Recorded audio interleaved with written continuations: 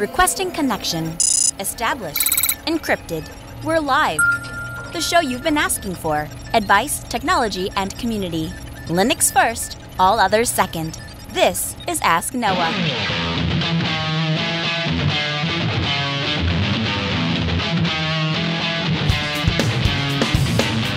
Live from Ultispeed Technologies, the show that puts you, the listener, in the driver's seat.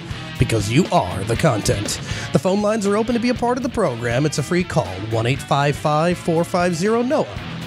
That's 1-855-450-6624. Give me a call and we'll have a conversation about your tech questions or business and tech questions.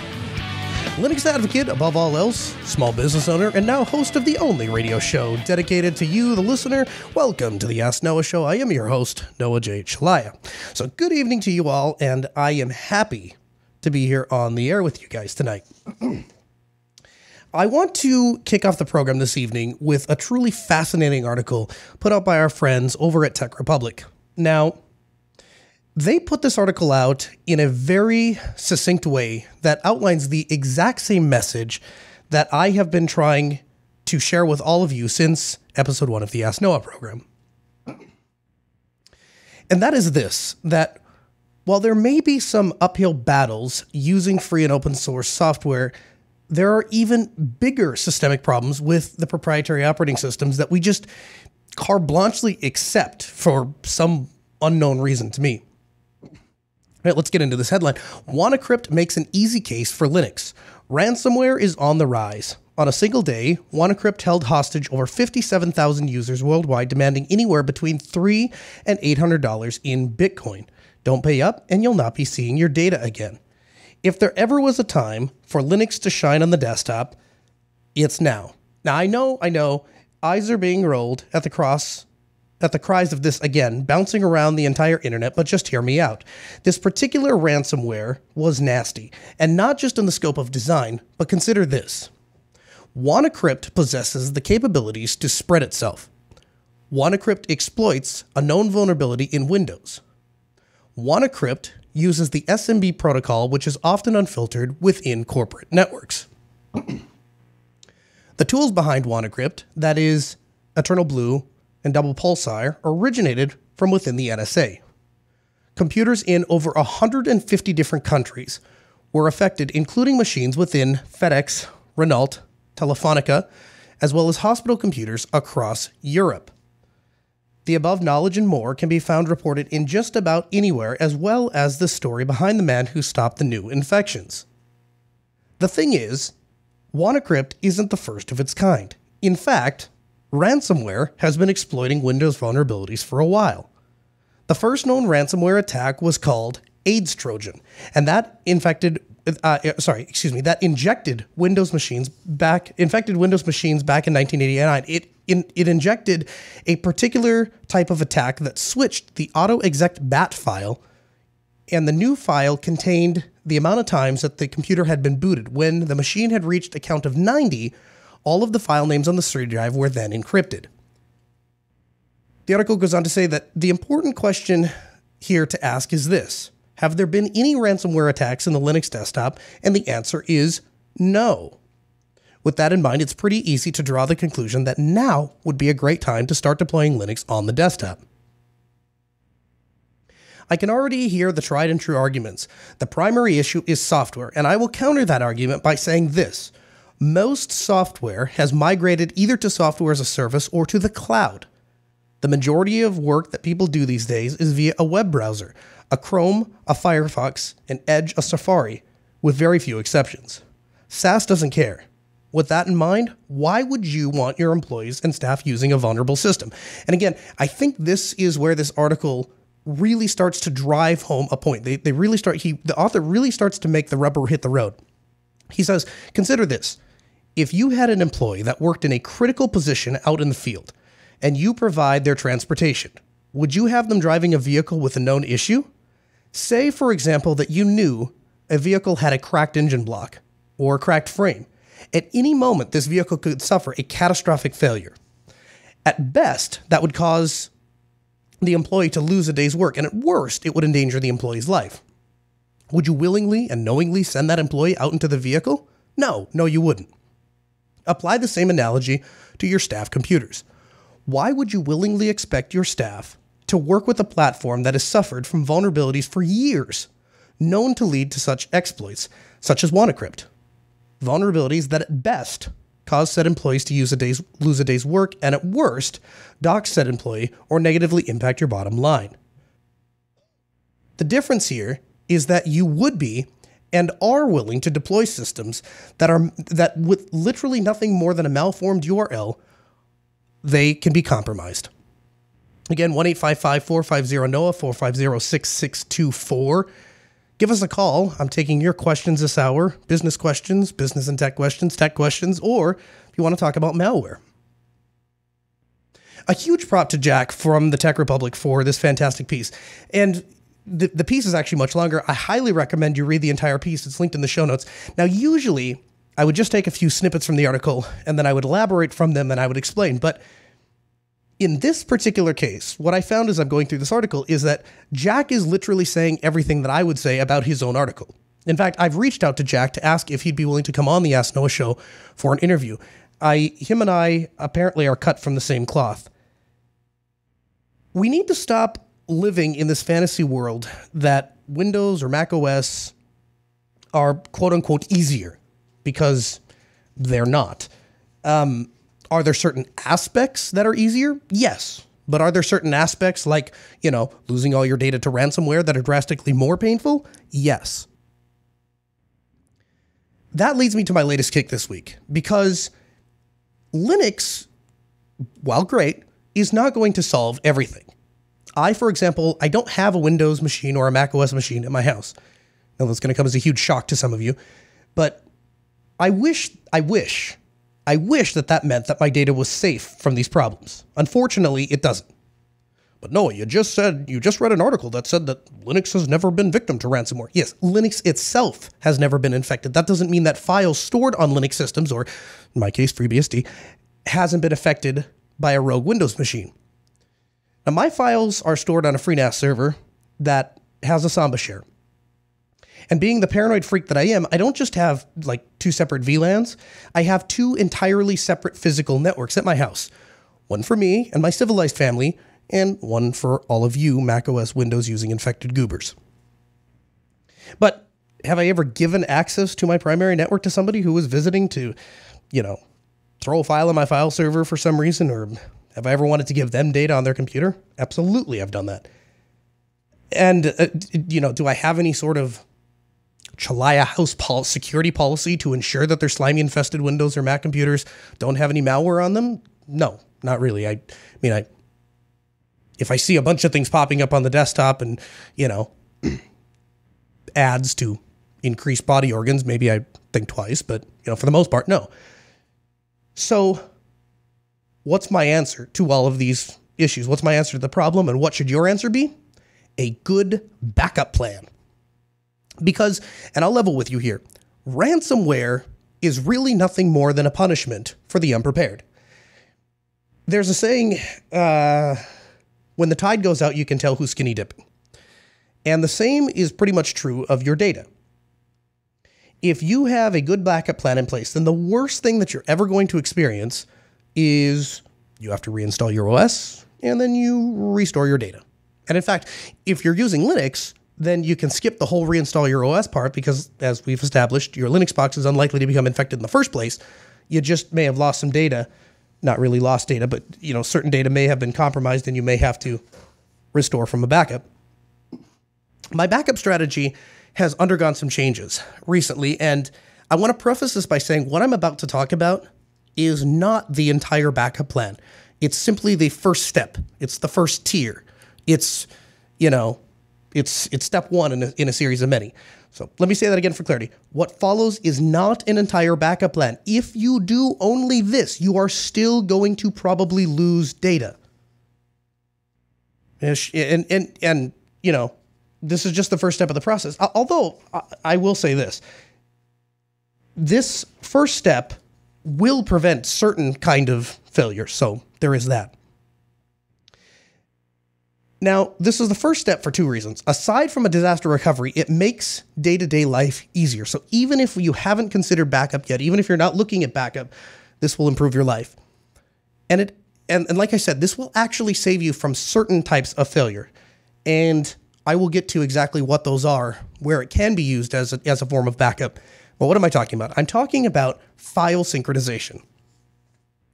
Now, the Dropbox versus Google Drive debates, they are endless. And some of you are probably aware, Amazon has recently restricted the use of their API, which meant that tons of people that were using Amazon to back up to AWS are now screwed.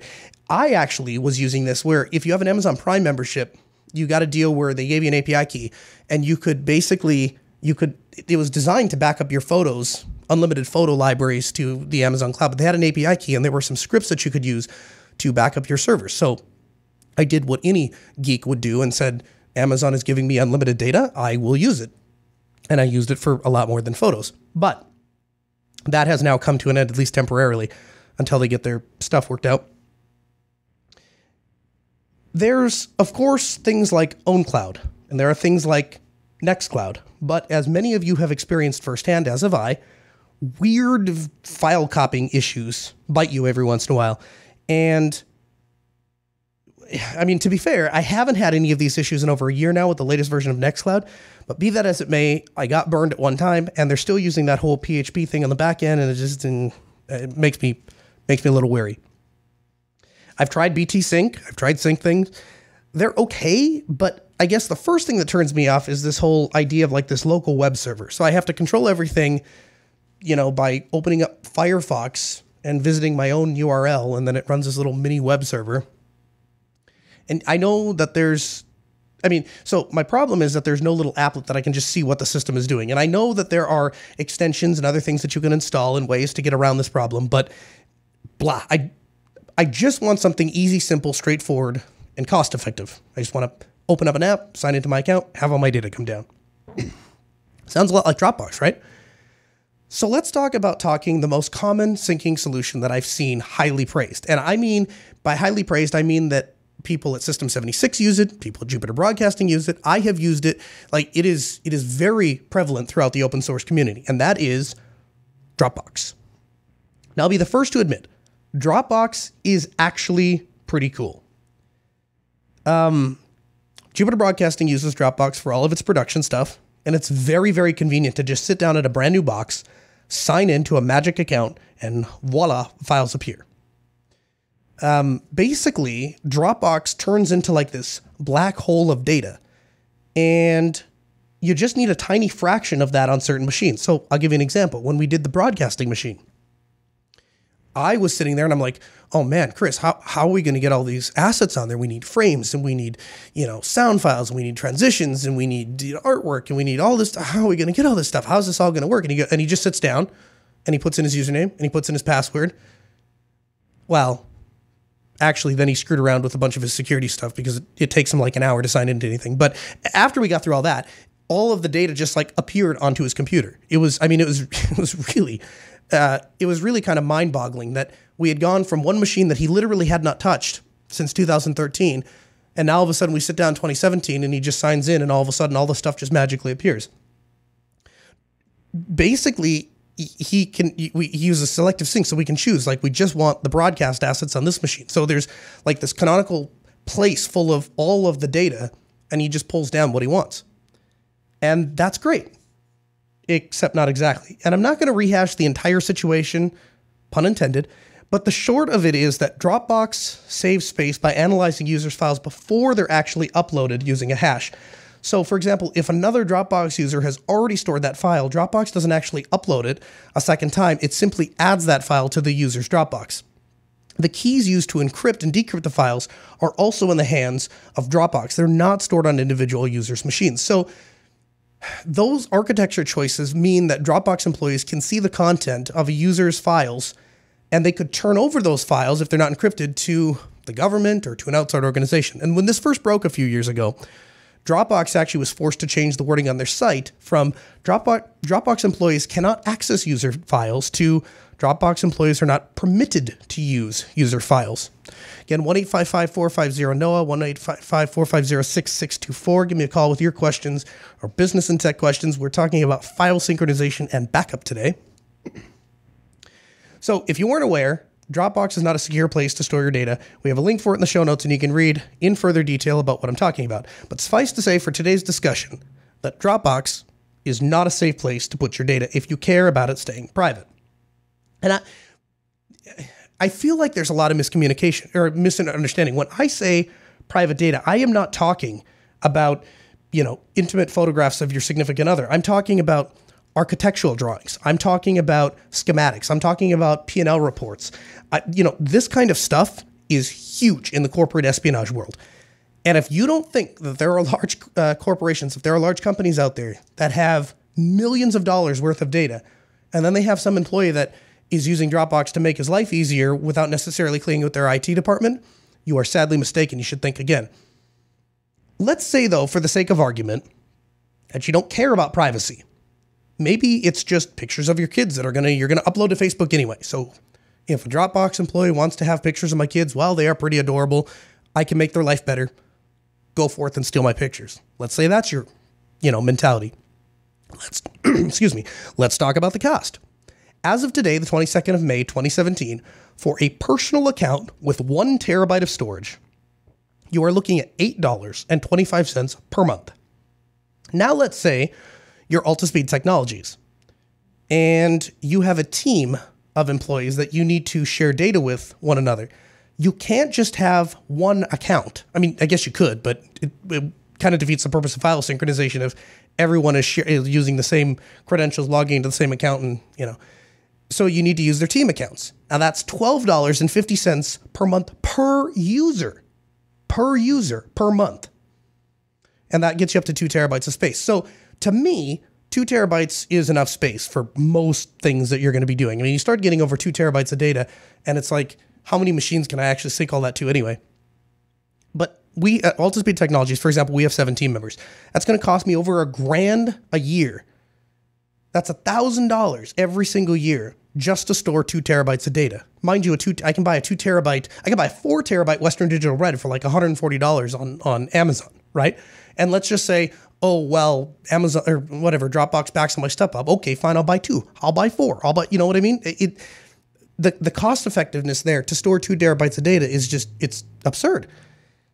So there's no way on this planet that makes sense for us. And I started to look for other alternatives, starting with OwnCloud and Nextcloud.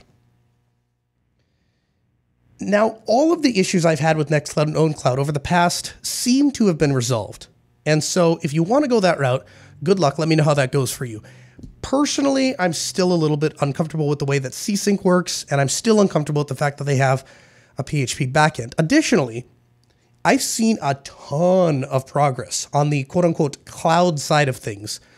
The contact syncing, the calendar syncing, the web conferencing, all of that seems to be moving at a very rapid pace. But for just file syncing, it seems like there isn't a lot of forward progress. It seems like that's still kind of this is just something we're considering in the back end. If you need the cloud infrastructure, if you're trying to sync your calendar and stuff like that, I think that's a good way to go. The OwnCloud Nextcloud, I think you're basically going to have to do that. The next thing I looked at was things like BitTorrent Sync and Sync things. And they're okay, aside from the whole web interface control thing. But the real issue I have is that you have to exchange keys in order to exchange data. So let me break that down if you haven't used it before. You have 2 machines. Each machine generates a key. You copy and paste one key into the other machine. You copy and paste the second machine into the first machine. Now those 2 are synchronizing data. Now that's great if I'm sitting in front of both machines. But what do I do if I'm 300 miles away from my home? My machine died, so I go to Best Buy and I buy a new laptop. And I load it up with a bunch of real quick. The number of times I've actually done that exactly is quite honestly scary, but that's neither here or there. There is no possible way for me to, well, I shouldn't say there's no possible way. It's not a convenient thing for me to do to all of a sudden get that machine syncing with all of my other machines quickly. And then finally, a few weeks ago, I finally found what I had been looking for. I'm going to get to that in a minute. I want to jump over to the phones though. Let's see here. Who do we have here? We have Eric, Indiana. Hi, Eric. Welcome to the Ask Noah Show. Hey, Noah. Thanks for taking my call. How are you doing? Excellent. I'm trying not to lose my voice while on the air. How are you? I'm liking my voice a little better so far, but My question for you is, I think I've called once before about asking some podcast questions. I've been a big fan of the advancements that the JV community has made with that Caster Soundboard app, and I think that can really streamline my podcast recording. So Great. I've narrowed down to the use of OBS to capture the pulse audio input, and when I just play the sound from the soundboard and my microphone that's connected via that sound mixer. But my question is, OBS seems to always default to recording video and audio, but for a lot of my podcasts, I'm interested in just the audio. So I didn't know if you had any advice on just getting audio only. My concern is because it's recording on a ThinkPad X1 Carbon with a, one hard drive, kind of small. So I don't want the video files to take up a lot of space when I record. So I don't know if you had any advice about doing audio only for that. Yeah, so let me start with this. Are you streaming your podcast or are you recording it offline? It's literally recording offline. I'm not as good as you guys for streaming live. No. That's okay. That's actually a good thing if you ask me. So let me start with this. I don't actually like OBS for recording audio, and I'll tell you why. In order to get so garbage in, garbage out. That's a phrase used in the industry, and basically what it means is you can never wind up with something better than what you started with. You can clean it up a little bit, you can hide certain imperfections, but you can never actually increase the quality. So whatever you capture with, that's the best it will ever possibly sound. And to get really good high-end audio capture with OBS, you have to go into the settings and you have to go into advanced and you have to custom choose the codec that you're going to use and the bit rate and all this stuff. And it can be a little bit overwhelming. And I know what most of those codecs are. Chris knows what most of those codecs are, and Rakai knows what most of those codecs are. And the three of us in a room, we're having a hard time figuring out exactly what settings to pick to make this sound the way we want it to sound. You hearing me? So I would, if you're just doing audio, I wouldn't use OBS. A real popular software program for recording podcasts. In fact, the group that puts out the software actually has a whole YouTube tutorial on making a podcast with it, is Audacity. And if I wasn't trying to target YouTube, I wouldn't do video at all. I would just record in Audacity. And there's going to be somebody out there that is saying, the problem with Audacity is sometimes it crashes. And if it does crash, sometimes you can't get your data back. That's a thing that happens. If you want to spend a little extra money and really get the cream of the crop, there is a little 1U recorder made by Moran's, and they sell on eBay for like $90, and you can record uncompressed PCM wave. And that's really what you want to do if you can. You can do that in Audacity, of course. You hit the record button, record your podcast. It has the noise reduction in Audacity is actually so good that people that use things like Pro Tools and Audition and stuff like that, I know a couple of them actually use Audacity just to clean up the noise. The noise reduction is so good in Audacity. As just a recorder, Audacity is fantastic. The only time I ever think Audacity really falls down is when you try to start using it as a full DAW. Then you really need to go to something like Ardour. Does that make sense to you? Oh, yeah, it does.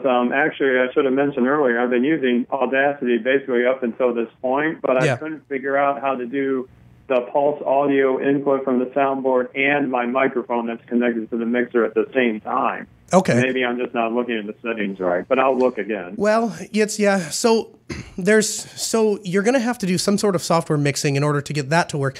What I would do, just because it's going to save you a ton of hassle, it's going to give you a lot more control, and ultimately I think you're going to wind up with a better product, is I would look at a actual hardware mixer. So if you look at like the MX-10 from Yamaha, it's like a $199 mixer, and it has a built-in USB audio interface that sounds fantastic.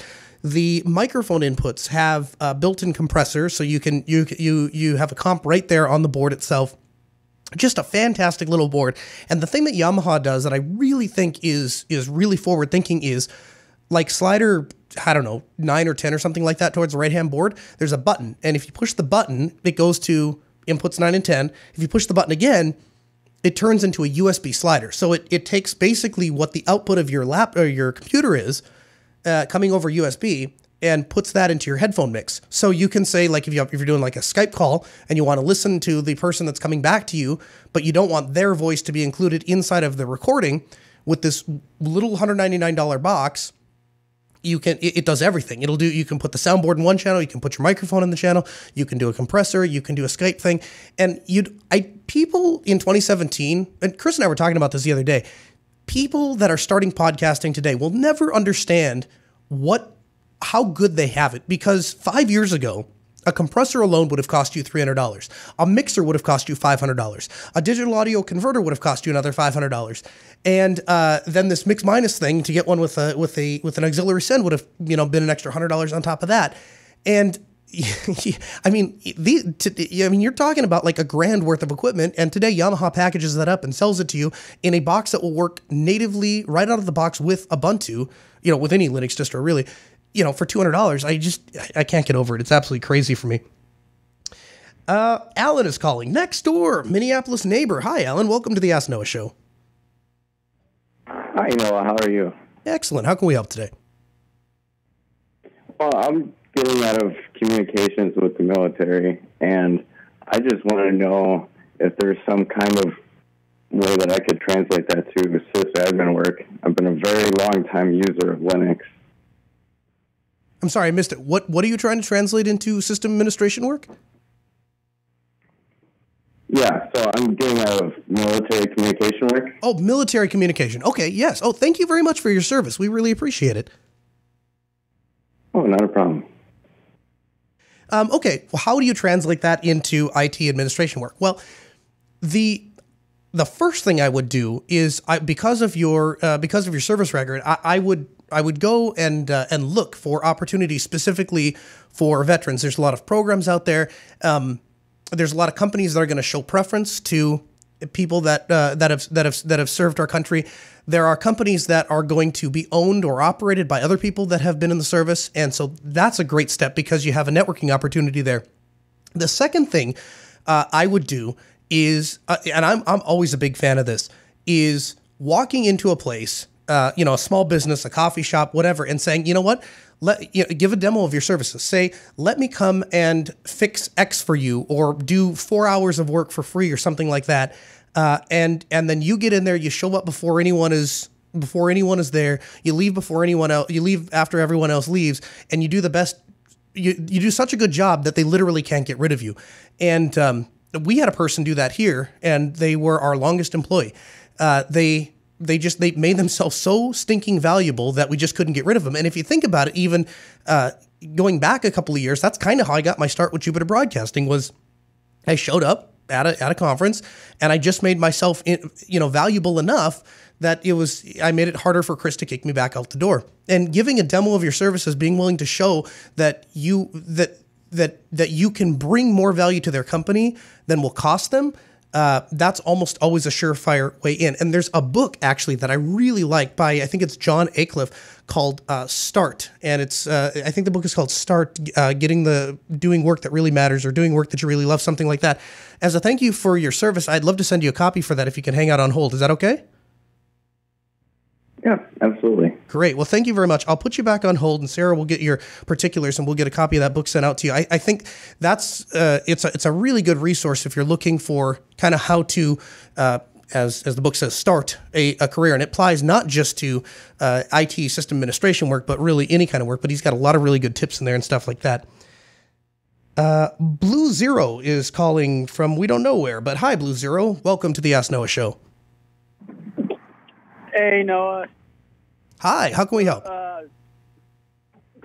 I'm actually calling because I thought you would have some knowledge on this. I'm starting up my own open source company. I'm completely at a loss. The guys at Telegram group told me to look into Rocket Lawyer and get the LLC paperwork, and I thought I would ask you about more of it because that's all I know. So to do. Okay, let me ask you this. Are you going to go into any work where you think you're going to get sued?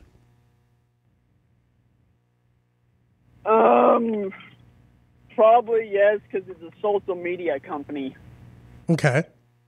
I don't know much about social media companies. They have a track record of getting sued? Not really, but Facebook has known to get sued. Okay.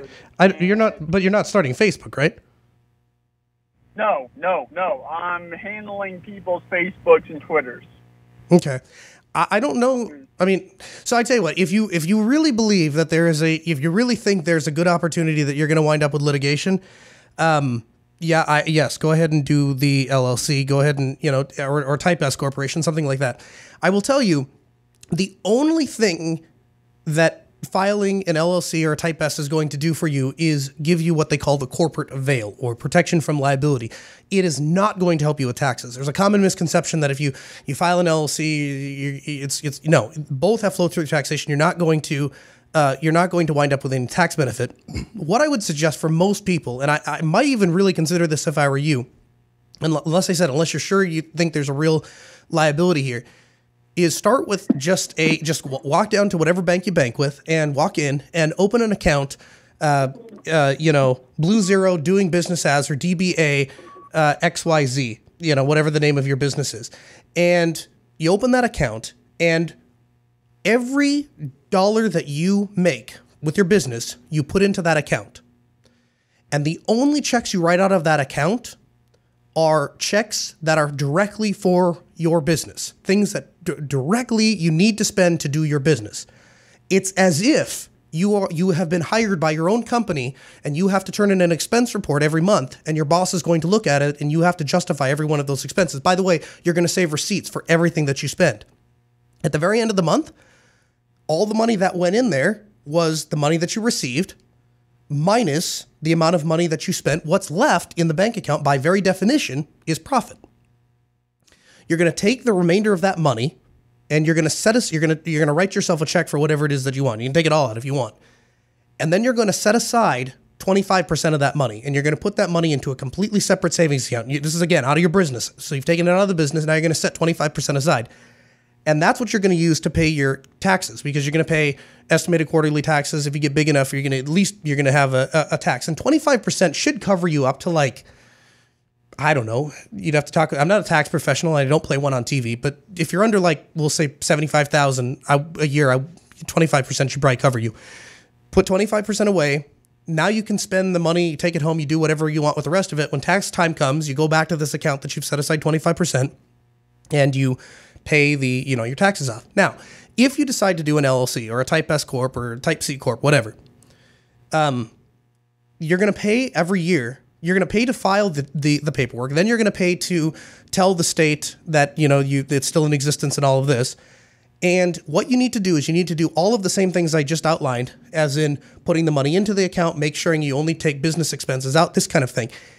Do not go to McDonald's and take your kids out for a Happy Meal on the work card, because if you do that, you pierce what we call the corporate veil. And basically what is going to happen is, if you ever do get sued, ordinarily what would happen is they can only come after the business because they can only sue the business. But if you start paying your personal car insurance and you bought Happy Meals and you bought a 6-pack on the weekend, what's going to happen is they're going to go through and they're going to say, well, Blue Zero doesn't actually have a business. He has a business, but really it's all kind of one and the same. So whether you sue him or the business, it doesn't really matter, because it's all kind of mingled together. You have to be absolutely sure that you keep that stuff completely separated. And really, to me, it's a bigger hassle than it's actually worth if you don't have a real chance of getting sued. Who do we have here? Simon is calling from Wisconsin. Hi, Simon. Welcome to the Ask Noah Show. Hi, how are you? Good. How can we help? Hi, so I wanted to ask you, is there any good open source DVR software someone can use to view local TV from an antenna? I mean, is there anything that you've used and recommend? Yes. Now, there's two kinds of DVR software. The first kind is DVR software for security, and then there's DVR software I want to record the latest episode of 24. Which one are you looking for? I'm looking for the second one. Okay, so what I would recommend for TV type software is Myth TV. And I was a big Myth TV user back in the day. I then switched, I tried using the whole Linux Media Center. Someday I'm going to cover this. I don't know if it's going to be on the Ask Noah show or User Error or something totally separate, but I had a real fun time trying to get Linux Media Center to work, and my posts are still on their forum, and I've gone back and reread them, and it makes me laugh every time. But Myth TV is basically, it's open source DVR software, and it works with the Hoppage video cards. So they have Hoppage video cards that work with digital TV. They have it work with analog TV, and basically you can schedule and it'll record the TV show and go that route. Having said all of that, I'll tell you one thing that is on my mind and why I haven't bothered putting a Myth TV box back into production at my new house, and that is that almost all content these days is going over the internet, and so you can buy content on Google Play or Amazon or all of these places, and more of them, not all of them, and certainly not even the majority, but more and more of them are getting to be where you can find content that's DRM free. In my case particularly, I've kind of gone away from traditional TV and I'm going more towards independent stuff, things that are on YouTube, podcasts and stuff like that. But even if you don't want to do that, there's still a measurable portion of TV shows and stuff now that you can actually get just downloaded right to your box. But if you're looking for an actual DVR solution, I would suggest Myth TV. Does that help? Yes, it does. Thank you. Great. Thanks for calling. We really appreciate having you on the show. Neil is calling from from British Columbia. Hi, Neil. Welcome to the Ask Noah show. Hey, how's it going? Pretty good. How can we help? Yeah, actually, this is kind of an odd one, maybe. I actually work for a small plumbing company. Right now we're working in a big office tower, so we're spread right across the building, multiple floors. Okay. It's kind of a Dropbox question. We got like a Google Sheets application hosted out of Dropbox, and we're basically just using that for all our inventory and equipment. I'm just wondering if there's like maybe a small portable, like SQL-based database that we could use to maybe help us out, just keep track of supplies and equipment while we're in there. I don't know if you have any other ideas for that. But we got loads of data on our phones and stuff, so maybe you have some ideas. So you're basically looking to host like a very simple database, huh? Yeah, just for inventory and equipment tracking purposes. Small updates, like we're using Slack. I guess I should mention, we're using Slack as well. So that's kind of integrated into, the Dropbox and Google Sheets. But I'm not specific to using Slack or I can change anything at any time. So yeah. I don't know that I have a better recommendation than Google Sheets. I'll tell you what, I'm about to, I just wanted to chug through a couple of these phone calls because they were stacking up, but I'm going to get back to my main segment here, and I'm going to talk about what the sync solution I have landed on, and we'll see if that doesn't answer your question. Because you could do like a spreadsheet, an inventory spreadsheet, and then just have that sync around. In fact, that's kind of that is how we're doing our inventory, but we tend to update the inventory only once a month, and it's usually one person that's doing it. So I don't know how well this would work if you had 30 people or something like that all updating at the same time. Let me get back to my syncing thing. So a few weeks ago, I finally found what I've been looking for, and that is, drumroll please, Seafile. Now, I know that there is a measurable portion of you that are listening right now that are screaming at your radio or your computer because when I started outlining what I was looking for, you guys were like, I know what it is. I know it. And you know what? Send your hate mail to alan@jupiterbroadcasting.com because no one told me. So Seafile. Seafile is quite simply perfect.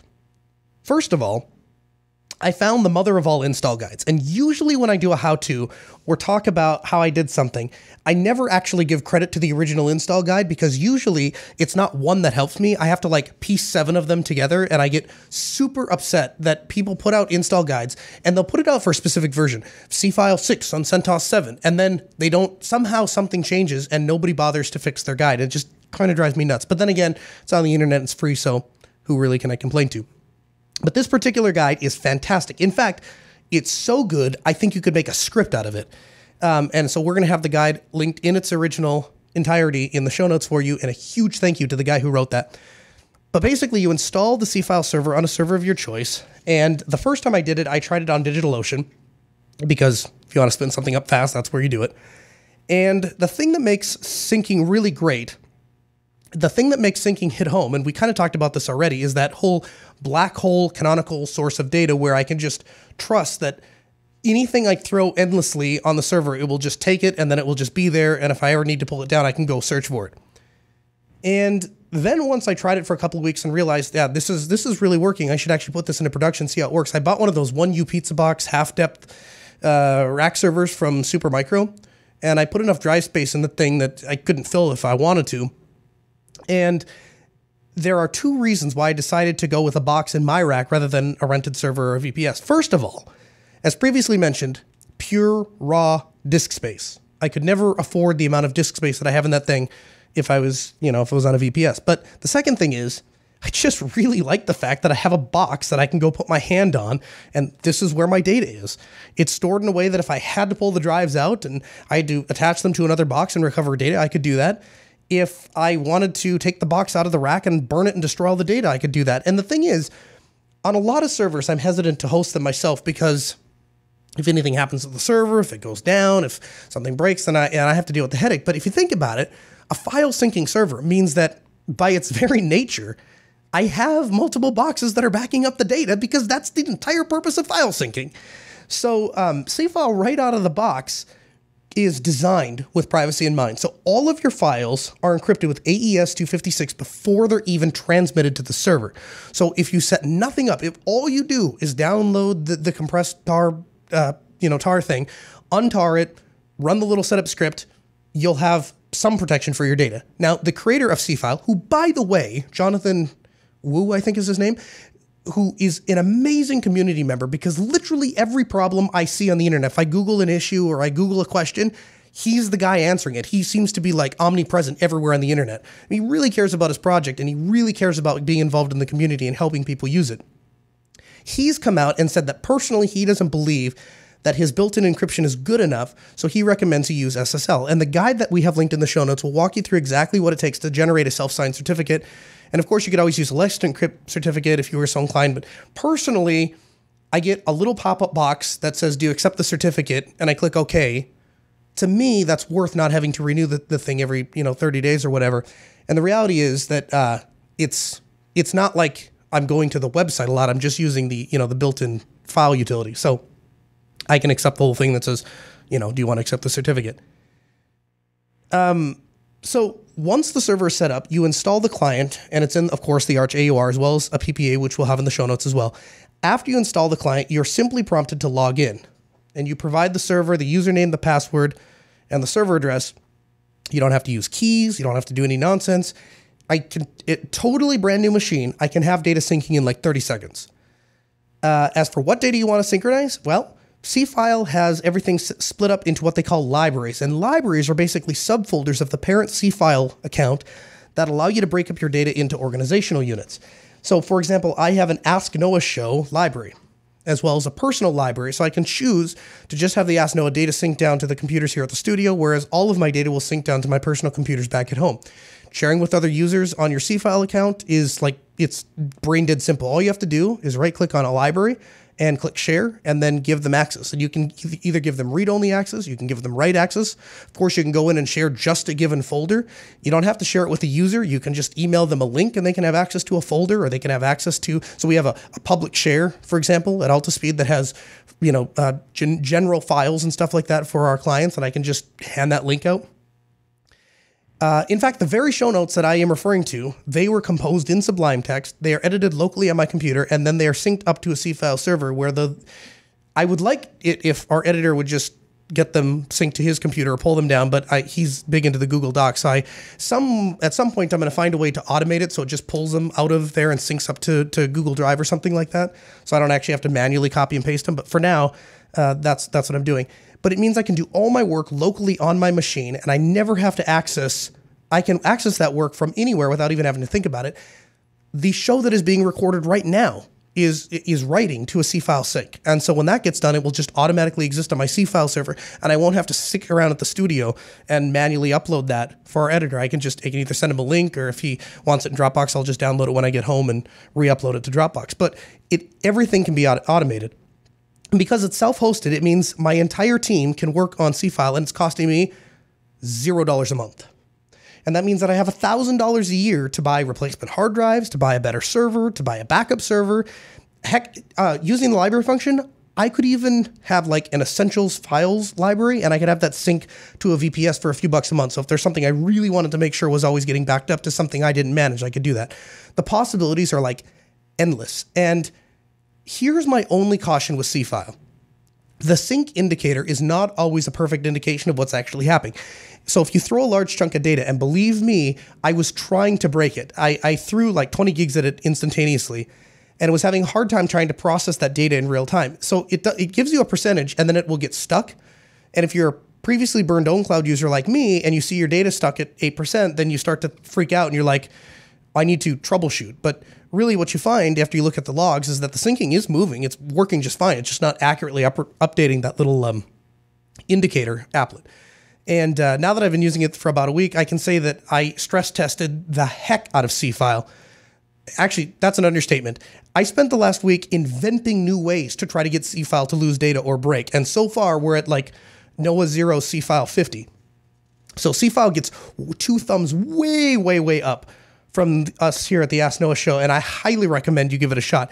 And I'll be the first person to admit that I will switch to free and open source software before it hits its stride. So, for example, at JB, when we started using OBS, OB Studio, there was no way it was even close to competing with its proprietary alternatives. It was so bad that, like, I shouldn't say bad, because it was, I mean, literally, the software was not available on Wednesday. On Thursday, it got released. On Thursday afternoon, I was installing it and trying to use it for production. So when I say it wasn't ready, I'm literally giving these guys, like, the first 12 hours it was, version 1, beta 1 was released or whatever. But you couldn't do, like, hotkey switching, so I had to click inside of the manual scenes and stuff like that. And anyway, I am pragmatic enough to admit when we are behind the curve. And I'll tell you right here, right now, without any equivocation, having used Dropbox, having used Google Drive, I've used OwnCloud, I've used Nextcloud, I've used BitTorrent Sync, I've used SyncThing, all of them. Seafile is absolutely the best syncing solution out there, even if you don't consider the fact that it's open source. I cannot find a way to make it lose data like OwnCloud. It never loses sync like SyncThing. It's more secure and less costly than Dropbox. In fact, hold up. So hold on a second. Let's drive this all the way home. Let's do this. Go big or go home. Let's truly compare apples to oranges right here on the radio. This is live radio. This is, okay, let's go to Kim Sufi. And what does a dedicated server, okay, here it is. Okay, for $32 a month, you can rent a 2 terabyte dedicated i5 box. $32 a month, you guys. Seriously. So Dropbox is $12.50 per user per month, or $32 for the month for as many users as you can throw at a Core i5 with 16 gigs of RAM. But no, a Dropbox is managed by a team of highly trained experts. Yeah, so are servers managed by Altispeed. So call 1-866-280-1433 and we'll be happy to take your money each month and keep your box up to date with a highly refined piece of software that the creator of which is actively involved and participates in the forums. We'd be happy to take that deal. Take your Dropbox and shove it. This is a better deal. Was I unclear? Because I wouldn't want to be unclear. Now again, this isn't really a backup solution. If a machine got infected with ransomware, something like Seafile, quite honestly, is actually probably going to make the problem worse, because it's going to spread your data even faster. It's going to spread that problem all the way around. So you need a good backup solution. That's not what we're talking about here. Now, we at the Ask Noah Show are putting hours of meticulous research into finding you the perfect backup solution. So make sure to come back the next few weeks and find out what we've landed on. But with that disclaimer out of the way, Seafile can actually help you recover from certain types of failures. In fact, the only failures that I have ever experienced personally, I'm speaking, I know I'm using a specific example here, but say, for example, your hard disk in your laptop dies, or your laptop gets stolen, or in my case, my laptop gets damaged. With Seafile, all of those files that I was working on, they're already populated to other machines. So you're going to have a path to recovery. A very quick path, I might add. All right, let's finish up the phones here. We'll go to Elijah. Elijah is in Idaho. Hi, Elijah. Welcome to the Ask Noah Show. Hey, Noah, how's it going? Pretty good. How can we help today? That's great. Okay, so you've been talking about Seafile and Dropbox and things like that, and that's great. So my question is how much more safe or private are my files on DigitalOcean rather than Dropbox? I mean, how hard would it be for DigitalOcean to receive the subpoena, from whoever, and they said, give us the files on this server? So how much more private are my files on DigitalOcean? Well, really, if they're not encrypted, none. I mean, at the end of the day, we joke all the time. We say that a cloud means somebody else's computer. And I think we always laugh that off as cute and fuzzy bunnies, but it's true.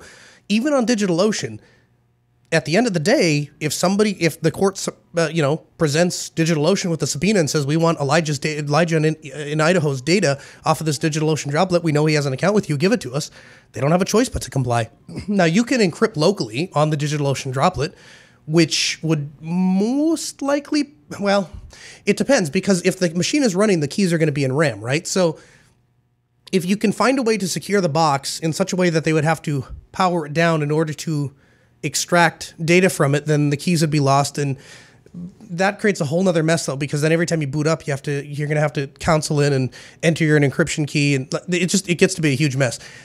My suggestion is, if you have something that's really super private, well, let's start with this. If you have something that is undeniably private, like it absolutely cannot get out, then you better do what I do, and that's store it on a air-gapped computer that sits inside of a locked physical safe in an undisclosed location that's never connected to the internet. That's where you store your data if you really want it to be safe.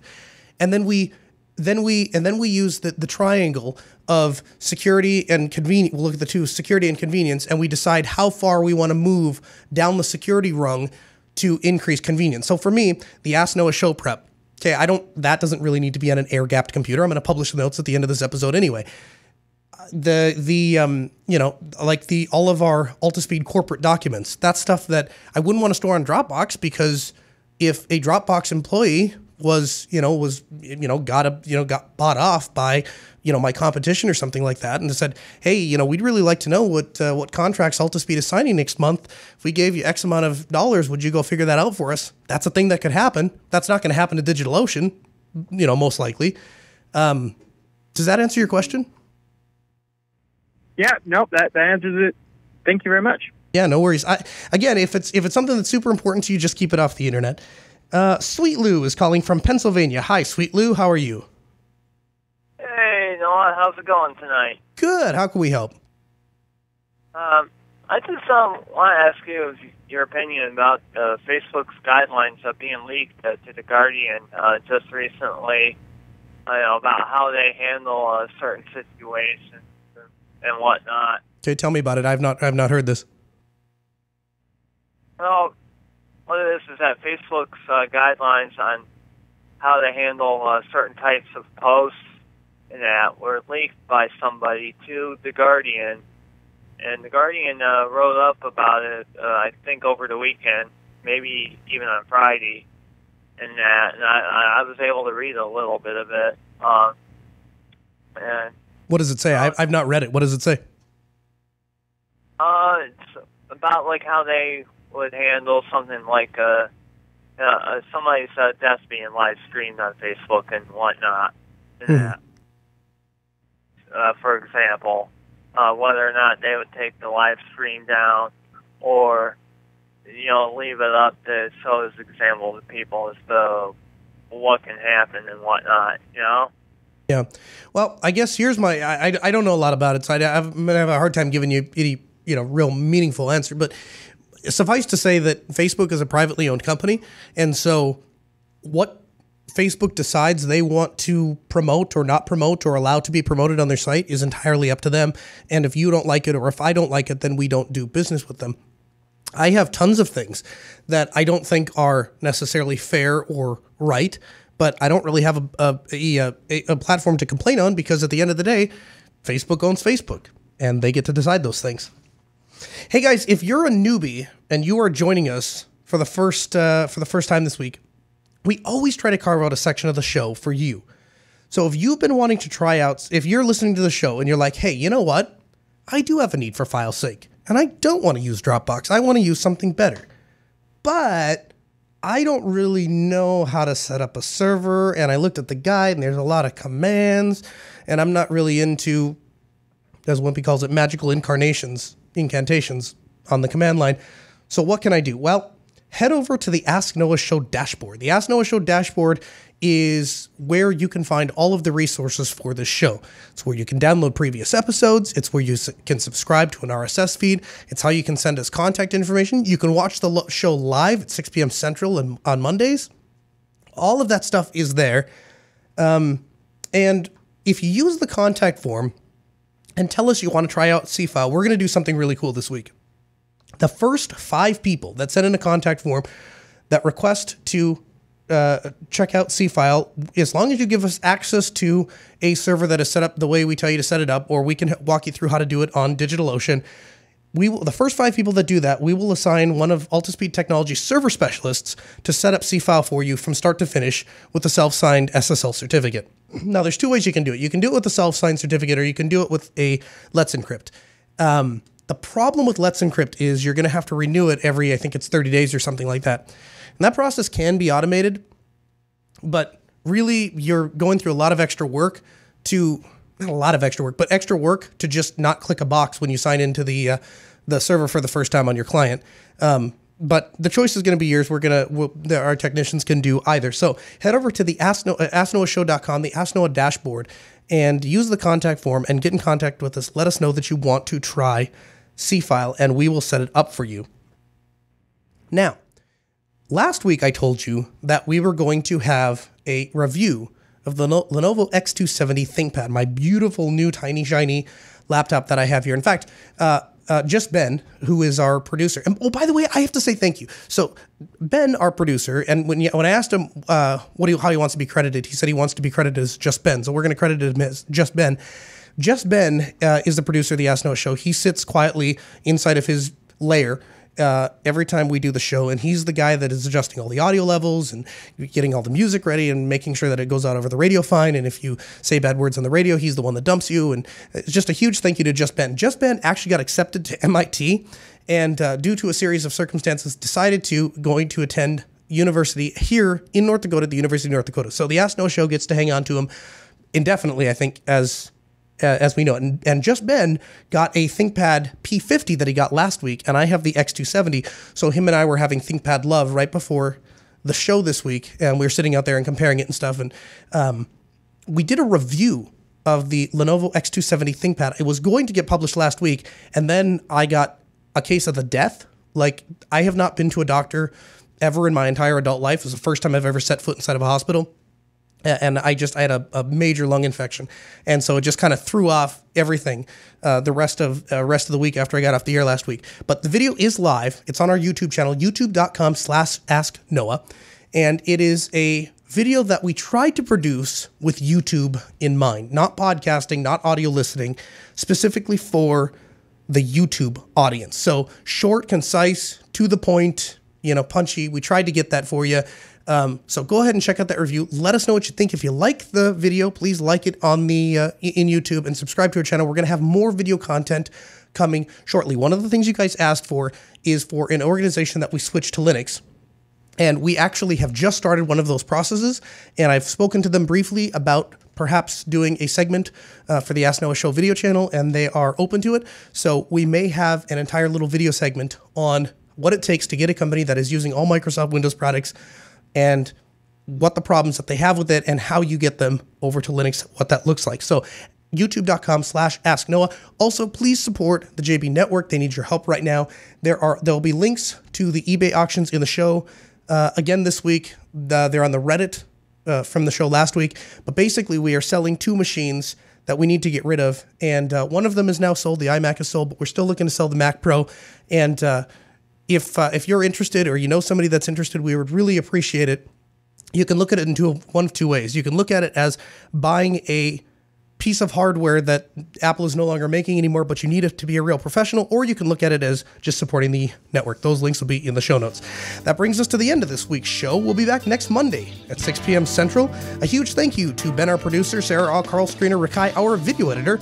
We'll hand you off to Crosspoint coming up next on Logos Radio, KEQQ 88.3, LPFM, Grand Forks.